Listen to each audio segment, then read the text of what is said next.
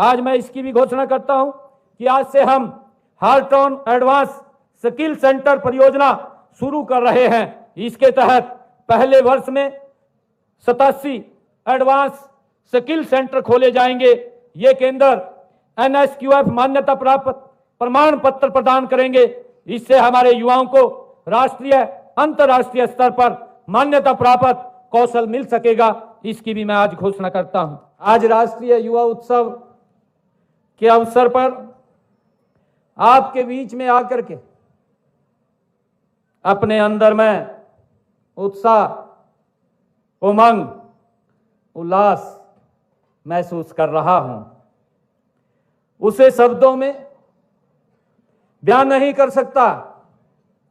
साथियों, आप युवा हैं और आप में आज युवा होने की ताकत, जोश और जज्बे को मेरे साथ वो दिखाई दे रहा है। साथियों, आपकी आवाज बुलंद आपके ये युवा होने का प्रमाण देती है। मुझे खुशी है साथियों, आज का यह दिन केवल एक साधारण जयंती नहीं है। यह दिन और उत्सव हमारी भारतीय संस्कृति की दुनिया भर में परचम फहराने वाले महान संत स्वामी विवेकानंद जी को नमन करने, उन्हें याद करने और उनका अनुसरण करने का ये दिन है। इससे पहले मुझे आप जैसे जोशीले युवाओं की एक टोली को नशा मुक्ति अभियान पर रवाना करने का भी वो अवसर मिला है, जो साइकिल रैली के माध्यम से पूरे हरियाणा प्रदेश के कोने कोने में जाकर के नशे के खिलाफ युवाओं को जागरूक करने का, पूरे प्रदेश में ये फैलाने का काम करेंगे। नशा मुक्ति के संकल्प के लिए आज बेहतर दिन ही नहीं हो सकता। इस लड़ाई को आप सबके सहयोग के बिना कोई जीत भी नहीं सकता। आज मेरा आप लोगों से आग्रह है कि इस नशे के खिलाफ आज स्वामी विवेकानंद जी की ऐसे महान व्यक्तित्व, जिनका जीवन हर पल के ऊपर हमें प्रेरणा देता है, और हमें ये संकल्प लेकर के ये यहां से हम जाएंगे कि हम नशे के विरुद्ध डट करके जब तक समाप्त ना हो जाए, हम उसके प्रति आवाज उठाते रहेंगे। मुझे ये खुशी भी है आज सभी युवा साथियों के बीच में कि आज गांव में ही युवाओं को जिम की सुविधा उपलब्ध कराने के लिए 250 जिमों का आज उद्घाटन भी हुआ है। मेरे हरियाणा प्रदेश के युवाओं को आज इस जिम के माध्यम से एक नई उनको उमंग और उत्साह से, जोश से, वो उनको इन जिम के माध्यम से शरीर स्वस्थ हो, नशे से दूर रहे, ऐसा 250 जिमों का उद्घाटन करने का भी मुझे अवसर मिला है। और इस नशे के खिलाफ आज हमारे युवा साथी ने एक युवाओं को प्रेरणा देने वाले एक गीत का भी लोकार्पण किया है। उससे भी युवाओं में नशे के प्रति वो ना जाए, नशे के विरुद्ध में खड़ा हो, उस गीत से भी हम सबको प्रेरणा मिलेगी।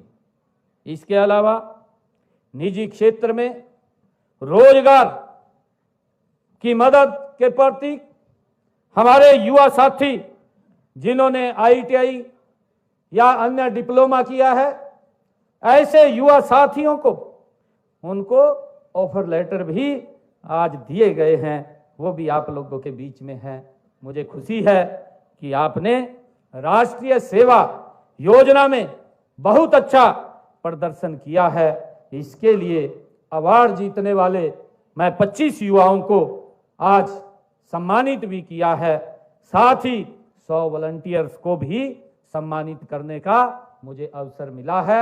मैं सभी को बहुत बहुत बधाई और शुभकामनाएं देता हूं। युवा साथियों, राष्ट्रीय युवा दिवस ऐसे समय में ऐसे राष्ट्रीय संत के जन्म दिवस पर है जिन्हें हम स्वामी विवेकानंद जी के नाम से जानते हैं। आज एक सवाल मेरे मन में भी आ रहा है, आपके मन में भी शायद यह सवाल कभी उठा होगा कि आखिर विवेकानंद जी के ही जन्म दिवस को युवा दिवस के रूप में क्यों चुना गया है। इसका कारण है कि स्वामी विवेकानंद जी की उम्र से ही नहीं बल्कि अपनी सोच से, अपने मन से, अपने विचारों से और अपने कर्मों से भी युवा थे स्वामी विवेकानंद जी। स्वामी विवेकानंद जी का जन्म से विवेकानंद नहीं थे। स्वामी विवेकानंद जी जन्म से स्वामी विवेकानंद नहीं थे। विवेकानंद तो वो अपने कर्मों से बने हैं। 12 जनवरी 1863 को जब उनका जन्म हुआ तो जन्म तो नरेंद्र नाथ के रूप में हुआ था। वहां से स्वामी विवेकानंद तक की यात्रा उन्होंने खुद पूरी की है। युवा केवल उम्र से नहीं, संकल्प से होता है, साहस से होता है, समर्पण से होता है। युवा होना केवल उम्र का होना नहीं है बल्कि जीवन को सही दिशा में, सही कार्यों में और सही तरीकों से लगाकर सार्थक करना ही युवा होता है। मुझे खुशी है कि जो स्वामी विवेकानंद जी ने किया था, उन्होंने भारत के नव जागरण का संकल्प किया था। उन्होंने देशवासियों में आत्मसम्मान और गौरव से जीने की लोभ पैदा की थी। उनमें आध्यात्मिक जागृति पैदा की थी। मन में देश के प्रति प्रेम, समर्पण और सेवा भाव है तो आप युवा हैं। देश के लिए कुछ कर गुजरने का जज्बा आपके अंदर है तो आप युवा हैं। यही समर्पण भाव और देश प्रेम स्वामी विवेकानंद जी के अंदर था। हम सब जानते हैं। मुझे ये भी खुशी है कि आपको स्वामी विवेकानंद जी के बारे में एक बात नहीं पता होगी, उन्हें खेल बहुत पसंद था और जो खेल उन्हें पसंद था उसे सुनकर आप खुश हो जाएंगे, क्योंकि वो खेल हरियाणा के युवाओं का भी पसंदीदा खेल है। स्वामी विवेकानंद जी को कुश्ती बहुत पसंद थी और वो कुश्ती खेलते थे। उन्हें किताबें पढ़ने का भी शौक था। जिस किताब को वो देख लेते थे उसको भूलते नहीं थे। उन्हें संगीत पसंद था। संगीत के साथ इंस्ट्रूमेंट विवेकानंद जी बजाना जानते थे। मुझे खुशी है रामकृष्ण परमहंस जी उनके गुरु थे। वह पहली बार रामकृष्ण परमहंस जी के आश्रम अपने बड़े भाई के कहने पर गए थे। उन्होंने अपने साथ रामकृष्ण परमहंस जी के आश्रम चलने को अक्सर उनके भाई कहा करते थे कि वह भी आश्रम चलें, वहां उन्हें बहुत कुछ सीखने को मिलेगा। लेकिन स्वामी विवेकानंद जी टाल देते थे, वो नहीं जाते थे।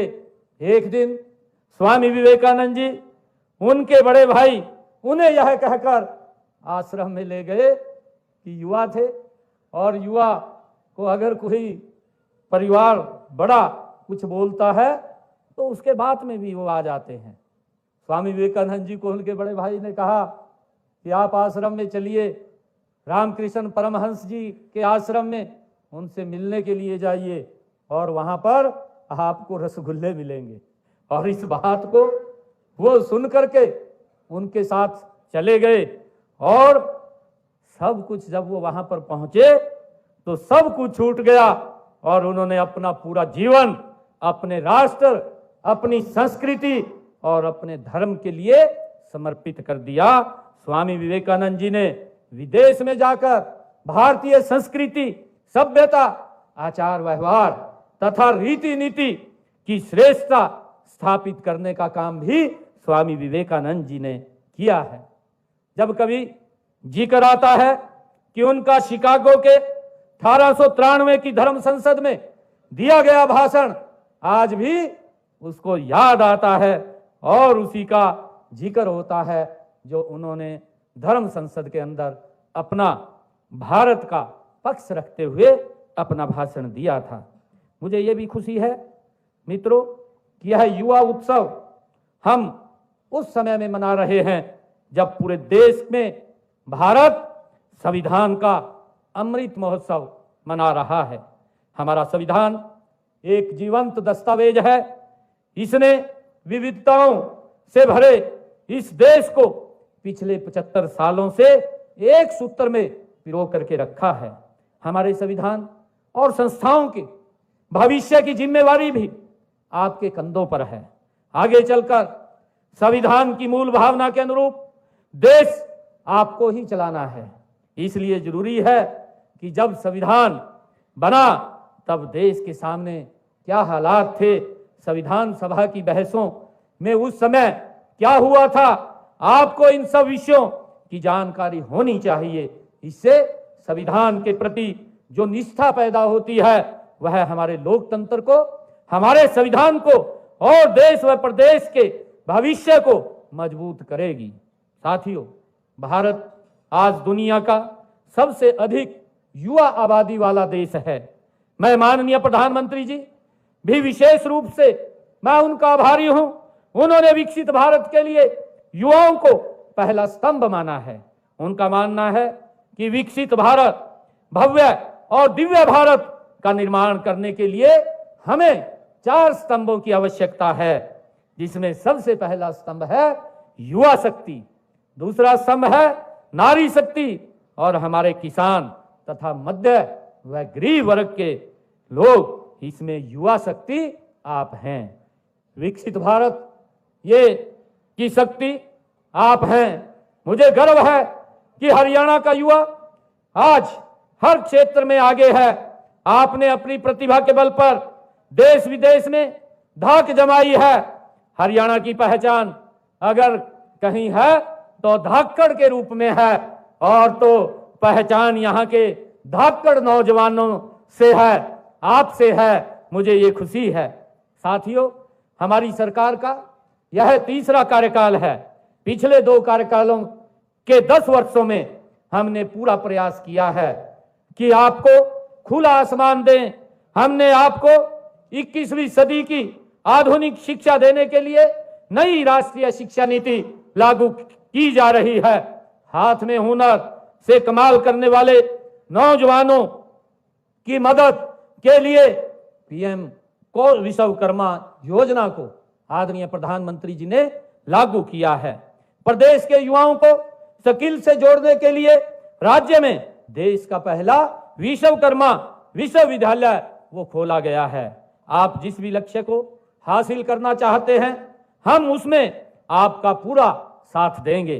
फिर चाहे शिक्षा की बात हो, स्किल डेवलपमेंट की हो, स्वयं रोजगार के लिए मदद की बात हो अथवा विदेश में जाने की बात हो, हर कदम पर हम आपके साथ खड़े हैं।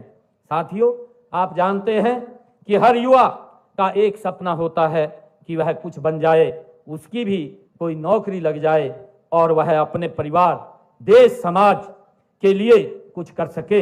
हरियाणा में सरकारी नौकरियों का क्या हाल था, यह तो आपको पता है। आप जानते हैं कि हरियाणा में नौकरी बिकती ही बिकती थी, आप सबको मालूम है। लेकिन नौकरी के कारण मां के गहने और घर की जमीन और युवाओं के सपने भी बिक जाते थे, परंतु कई बार नौकरी नहीं लगती थी। भाइयों, मुझे खुशी है, अभी हमारी डॉक्यूमेंट्री फिल्म में भी दिखाया गया है। स्वामी विवेकानंद जी ने भी कहा है कि जितना बड़ा संघर्ष होगा, जीत उतनी शानदार होगी। ये स्वामी विवेकानंद जी ने कहा है कि जितना बड़ा संघर्ष होगा, जीत उतनी शानदार होगी। हमने आकर युवाओं के सपनों की नीलामी को रोका है।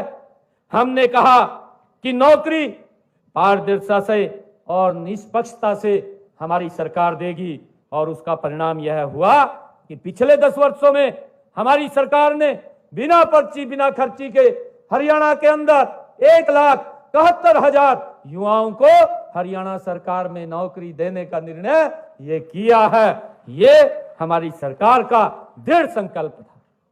और भाइयों, अभी चुनाव चला था, ये तीसरी टर्म की सरकार है।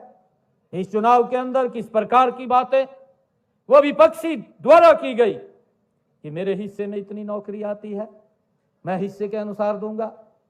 कोई बोलता था कि भाई जितनी मेरे हिस्से में आएंगी उतनी दूंगा। कोई बोलता था कि मुझे 50 वोट दे दीजिए, मैं ठोड़े के अनुसार नौकरी दूंगा। भाइयों, किस प्रकार से नौकरियों की बोली लगती थी, परंतु हमने एक दृढ़ संकल्प लेकर के कि किसी माँ बाप को, किसी युवा को किसी के पास जाने की जरूरत नहीं है। भाइयों, जो हमारा हरियाणा का विश्वास, युवा जो विश्वास खो चुका था, हमने उस विश्वास को कायम करने का काम हमारी सरकार ने किया है। और हमने 1,71,000 युवाओं को बिना पर्ची बिना खर्ची के हरियाणा सरकार में नौकरी देने का काम ये हमारी सरकार ने किया है। मुझे खुशी है आज आप लोगों के बीच में बताते हुए कि हमने ये भी निर्णय किया, नहीं तो HCS अधिकारी लगने के लिए भाइयों बहुत ज्यादा कंडीशनें थी, और वो कंडीशनें थी कि वो किसी मुख्यमंत्री का नजदीक का रिश्तेदार होना जरूरी था, वो उसके मामे का छोरा होना जरूरी था, और ये भी कंडीशन थी किसी मंत्री के वो फुफ्फड़ का छोरा होना जरूरी था। परंतु आज आप देख रहे हैं एक गरीब परिवार का बच्चा जिसने अपना टेस्ट क्लियर कर लिया है, हरियाणा सरकार में बिना पर्ची बिना खर्ची के HCS अधिकारी लग रहा है। ये हमारा दृढ़ संकल्प है। साथियों, मैं यहां उपस्थित आप सभी युवाओं से यह अनुरोध भी करता हूं कि आप अपनी प्रतियोगी परीक्षाओं के लिए कड़ी मेहनत करें, क्योंकि हमने अपने तीसरे कार्यकाल के दौरान हमने ये संकल्प लिया है, आने वाले समय के अंदर हम हरियाणा में 2 लाख और नई नौकरियां बिना पर्ची बिना खर्ची के हरियाणा में देने का लक्ष्य हमने रखा है। हमने हरियाणा कौशल रोजगार निगम के माध्यम से भी युवाओं को न केवल रोजगार दिया है, बल्कि उन्हें रोजगार की सुरक्षा भी दी है, ताकि उन्हें 58 साल तक कोई बाहर ना कर सके। ये भी निर्णय हमारी सरकार ने किया है। नहीं तो भाइयों, जब चुनाव चल रहा था उनके लिए भी कई बातें विपक्ष के द्वारा वो की जा रही थी। अरे वो सेवाएं दे रहे थे, हरियाणा सरकार में वो लगे हुए थे, HKRN पार्ट 1 पार्ट 2 के माध्यम से लगे हुए थे, परंतु इस प्रकार की भाषा बोली जा रही थी कि हम आएंगे HKRN को समाप्त कर देंगे, उन युवाओं के भविष्य के में अंधकार में ले जाएंगे, उनको बाहर का रास्ता दिखा देंगे। हमने कहा ऐसे 1,20,000 युवाओं को कोई छू भी नहीं पाएगा। हमने उनकी नौकरी को सुरक्षित करने का काम ये हमारी सरकार ने किया है। भाइयों, हमने ये भी नल जल मित्र कार्यक्रम के तहत हीरो मोटो कॉपर्स लिमिटेड से 6,000 युवाओं को प्रशिक्षण भी दिलवाया है। वे ग्रामीण क्षेत्र में जलापूर्ति के लिए वो मदद करेंगे। हमारी सरकार ने ड्रोन दीदी योजना, कंट्रैक्टर सक्षम युवा योजना और IT सक्षम युवा योजना जैसी की शुरुआत की है। इनसे हमारे युवा नए और उभरते क्षेत्रों में अपना कैरियर बनाने में सक्षम होंगे। मुझे खुशी है कि हमने जो कंट्रैक्टर सक्षम युवा योजना बनाई है कि जिन्होंने ITI की है, ऐसे 25,000 हमने नए कॉन्ट्रैक्टर को काम करने का अवसर दिया है कि वो काम कर सके और अपने विकास की जीवन यात्रा को शुरू करें, और करते हुए विकास की नई ऊंचाइयों को छुएं। उनको रोजगार भी मिलेगा और इस देश की सेवा करने का भी अवसर मिलेगा। हमने इसके माध्यम से उनको अलाउ किया है। ऐसे 25,000 युवा साथियों को जिन्होंने ITI किया, उनको कहीं रजिस्ट्रेशन कराने की जरूरत नहीं है, वो अपने काम कहीं भी कॉन्ट्रैक्टर के ऊपर शुरू कर सकते हैं। हमने मित्रों विदेश में रोजगार की तलाश करने वाले युवाओं के लिए भी उनकी तकलीफों को देखते हुए और उन्हें किस प्रकार से हमारा युवा, आज मैं आप लोगों के माध्यम से हरियाणा प्रदेश के युवाओं से ये अपील भी करना चाहूँगा, उनके माँ बाप से भी करना चाहूँगा कि डंकी जैसे सिस्टम से हमें बचना भी चाहिए और युवाओं को भी बचाना चाहिए, ताकि वो इस खतरनाक रास्ते के ऊपर चल करके वो बाहर ना जाएं, क्योंकि हमारा जीवन वो जोखिम में खड़ा हो जाता है। हमने इसके लिए युवाओं को विदेशों में भेजने के लिए, शिक्षा व रोजगार दिलवाने के लिए विदेश सहयोग विभाग हमने बनाया है और अब तक युवाओं के कॉलेजों में ही निःशुल्क पासपोर्ट बनवाए जा रहे हैं। मुझे खुशी है कि हमने अब तक हरियाणा प्रदेश के अंदर 35,000 से अधिक युवाओं के पासपोर्ट बनवाए हैं।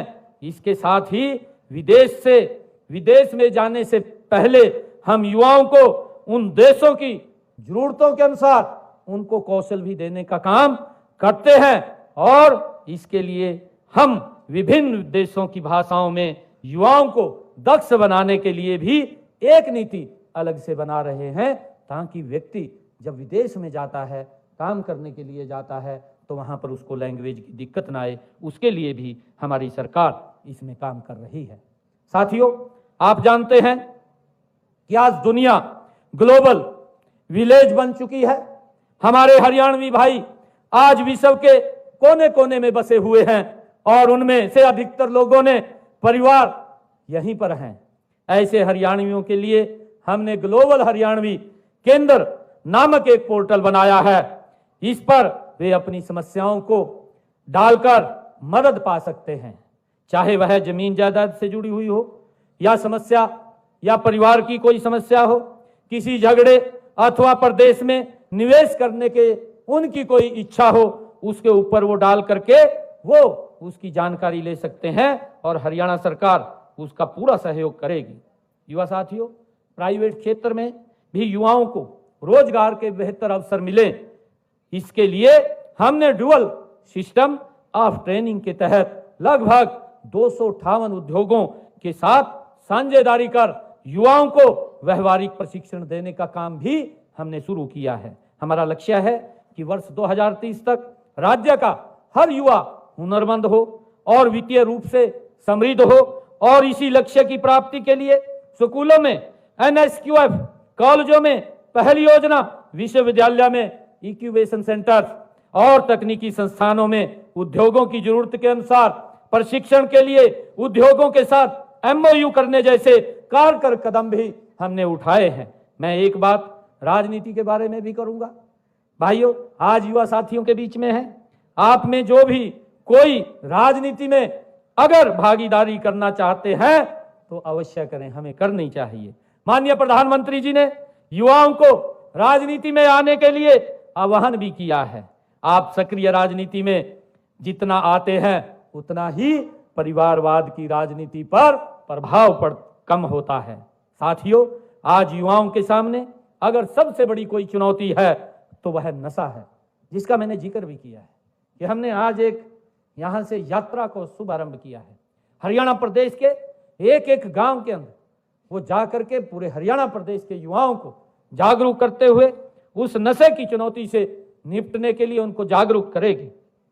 तो वह जो नशा है, आपको खुद को भी इसमें जाने से रोकना है, अपने मित्र बंधु को भी इसमें जाने से बचाना है। आज हमें ये संकल्प लेना है और जो इसमें जा चुके हैं उन्हें बाहर कैसे निकाला जाए, इसकी भी हमने चिंता करनी है। मैं नशे की आदत को समस्या नहीं, चुनौती मानता हूं और मेरा विश्वास है कि दुनिया की ऐसी कोई चुनौती नहीं है जिससे युवा पार ना कर पाए, उसे खत्म न कर सके। इस लड़ाई में मैं आपके साथ हूं। हमें अपनी ऊर्जा को, अपने उत्साह को, अपनी ताकत को नशे में नहीं मिलाना है, बल्कि नशे को मिटाने में हमने अपनी ताकत को लगाना है। हमने ये संकल्प लेना है। मुझे देश, समाज और अपने परिवार को सामने रख करके सोचना है कि नशा केवल हमारे शरीर को ही बर्बाद नहीं करता, बल्कि वो हमारे विकास के अंदर भी बाधा बनता है और हमारी शरीर को भी वो खत्म करता है, बर्बाद करता है, इन तीनों को समाप्त करता है। साथियों, युवा का अर्थ आप सबको पता ही है, आप सब जानते हैं कि अगर मैं युवा का अर्थ निकालूंगा तो मैं उसका अर्थ वायु निकालूंगा। आप सब जानते हैं कि युवा को अगर उल्टा किया जाए तो वायु बनता है, और वायु जब गति से चलती है तो भाइयों वो लोगों को स्वच्छ वातावरण देती है। तो मेरा आग्रह है कि हम वायु के अनुसार काम करें और वायु के अनुसार चलें। युवा होकर आप क्या कुछ नहीं कर सकते। जीवन की इस उम्र में, मैं इस अवस्था में जो ठान लिया जाता है उसे करने से कोई रोक नहीं पाता। युवा ने जो संकल्प ले लिया है, और स्वामी विवेकानंद जी ने तो कहा है, उन्होंने कहा है कि जब तक आप रुको मत, जब तक आप लक्ष्य की प्राप्ति तक नहीं पहुंच जाते। स्वामी विवेकानंद जी ने यह अपने शब्दों में कहा है। मुझे खुशी है कि आप सब जानते भी हैं कि आदि शंकराचार्य जी, जिन्होंने मात्र 13 वर्ष की आयु में ही वो सन्यासी हो गए थे। गौतम बुद्ध जी, जो 30 वर्ष की उम्र में घर छोड़ दिया था, और उन्हें ज्ञान भी युवावस्था में ही प्राप्त हुआ था। भगवान महावीर भी युवा थे। स्वामी विवेकानंद जी ने दुनिया की, भारत का परचम लहराया था और धर्म संसद में भाषण दिया था, तब भी स्वामी विवेकानंद जी युवा थे। और भगवान श्री कृष्ण जी ने गीता का ज्ञान देकर जिसे युद्ध के लिए तैयार किया था, वह अर्जुन भी युवा थे। अंग्रेजों की नाक में दम करने वाले, हमारे आजादी की मिसाल हाथ में लेकर चलने वाले भगत सिंह और चंद्रशेखर आजाद भी युवा ही थे। मुझे पूरा विश्वास है कि आप सभी अपने प्रदेश और देश का नाम रोशन करेंगे। मैं इसी संकल्प के साथ आप सबके उज्जवल भविष्य की मंगल कामना करता हूं। मुझे आज ये खुशी है कि आज हमारे हरियाणा प्रदेश के अंदर जो कुछ काम चल रहे हैं, मैं उनके बारे में भी आप लोगों को बताना चाहूंगा। और आज हरियाणा प्रदेश के युवाओं के लिए मैं कुछ घोषणाएं भी करना चाहूंगा। हम हरियाणा खेल उपकरण प्रावधान योजना 2024-25 के तहत खेलों के मुफ्त खेल उपकरण देते हैं। अब इस योजना में युवा क्लबों को भी शामिल किया जाएगा। आज मैं ये घोषणा करता हूं, और उन्हें 8 अधिसूचित खेलों के लिए मुफ्त खेल उपकरण दिए जाएंगे। इन खेलों में वॉलीबॉल, फुटबॉल, बास्केटबॉल, हैंडबॉल, मुक्केबाजी, कुश्ती, जूडो और क्रिकेट शामिल है। हर साल खेल विभाग युवा क्लबों के लिए 2 साहसिक खेल शिविरों का आयोजन भी करेगा। मैं यह भी घोषणा करता हूं कि राज्य के वार्षिक खेल कैलेंडर में अंतर युवा क्लब खेलों को शामिल किया जाएगा। खेल विभाग इन खेलों का आयोजन कर हर साल करेगा।